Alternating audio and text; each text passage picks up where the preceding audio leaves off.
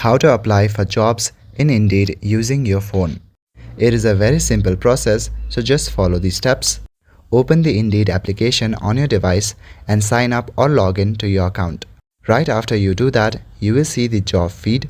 Here you will see different kind of jobs that are available. To be more specific, click on the search icon on the top. Now search for the job title as graphic designer, data entry or anything else. Search for it and you will see relevant jobs. Select the one that you like. Before applying, make sure that you read all the details. Once you think that you are capable, click on the Apply Now option. Or you can save this job for later.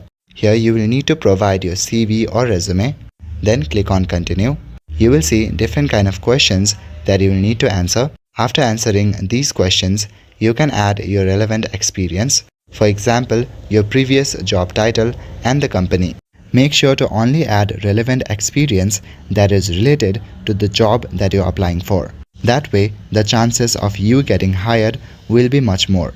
On the very last page, you can see all the information that you have filled out. You can recheck all the information you entered and also edit them.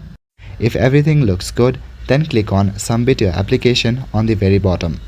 And now all you need to do is wait for the reply. That's all for today. Thank you.